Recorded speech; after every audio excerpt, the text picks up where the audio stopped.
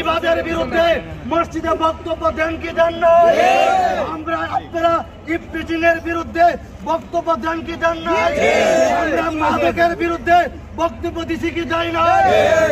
আমরা কোরআন শিক্ষা দেই, বাচ্চাদেরকে কোরআন শিক্ষা দেই। এই কোরআন শিক্ষা নিয়ে চিনিমিনি খেলা, কোরআন শিক্ষা নিয়ে চিনিমিনি খেলা সরকারের সকল কাজের সাথে আমরা ওতপ্রোতভাবে জড়িত। এই প্রকল্পটি সপ্তম পর্যায়ে গেছে। বাংলাদেশের ইতিহাসে কোন প্রকল্প এতবারে সপ্তম পর্যায়ে যায় নাই। প্রকল্প কেন গিয়েছে? এটার সুনাম আছে, এটার দক্ষতা আছে, সুনামের সাথে কাজ করছে।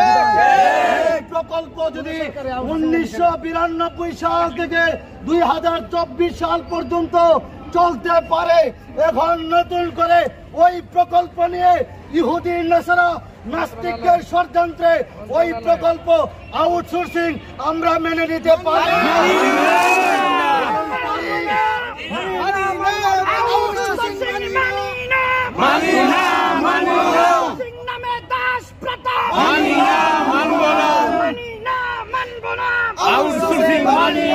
একটা কথা স্মরণ রাখবেন, আজকে থেকে মাত্র রমজান শুরু হয়েছে।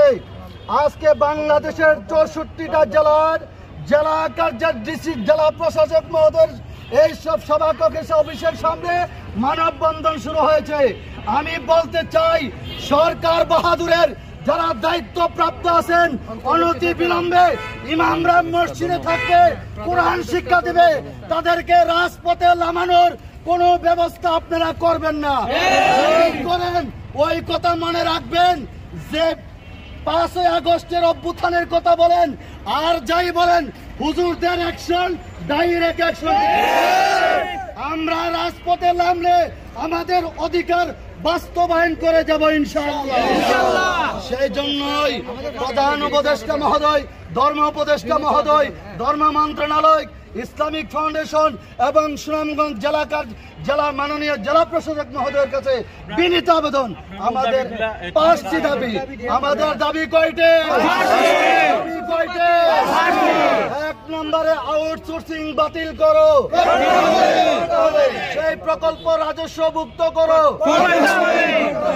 সকল শিক্ষক কেয়ারটেকারদেরকে স্কেলভুক্ত করতে হবে, শিক্ষকদের সম্মানী বৃদ্ধি করতে হবে, বকেয়া বেতন সহ প্রকল্প পাস করে বকেয়া বেতন সহ ঈদ বোনাস সকলের জনবল শিক্ষক এবং কেয়ারটেকারদের প্রদান করো। আমার নাম Mohammad Abu Sufian, field supervisor Islamic Foundation Sunamganj.